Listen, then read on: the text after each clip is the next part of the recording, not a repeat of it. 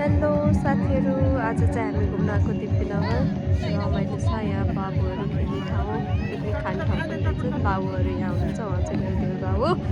Hello hi. अनि छोरो उहाँ छ, अनि ठुलो छोरो उहाँ, बहिनी चाहिँ यहाँ छिन्। बहिनी चाहिँ आज एक्लै छोडेर हिँड्ने छिन् मलाई।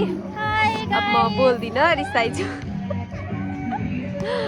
अनि उहाँ चाहिँ पिकनिक खाने ठाउँ छ, अनि यता चाहिँ खेल्ने ठाउँ। धेरै नै रमाइलो छ यता चाहिँ। जे होस्, खेल्नेहरू बाबुहरू खेल्ने ठाउँ छ।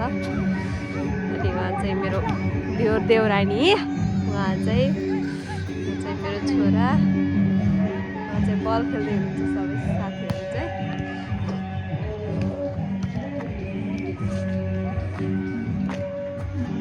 के भन्नु मन छ? भन्न छैन, रमाइलो भइरहेको छ। आज घुम्न आएको बाबुलाई लिएर दिपीनगरतिर। चिसो छ एकदम धेरै है, रमाइलो लागिरहेछ। अनि हजुरलाई कस्तो लागिरह भन्नुहोस्? मलाई पनि एकदम रमाइलो लागिरहेछ, झोला बोकेर हिँडिरहेको छु। जे होस् रमाइलो छ, बाबुहरू खेल्नलाई, पिकनिकहरू खानलाई नजिक भयो। आउनु साथीहरू, बर्दघाट 4 बर्दघाट वडा नम्बर 4 मा आउनु होला। रमाइलो छ। जे होस्, निनीलाई मिस यु निनी।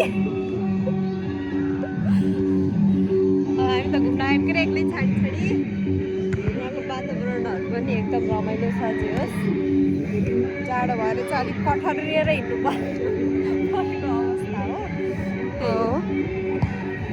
ओ सेट आते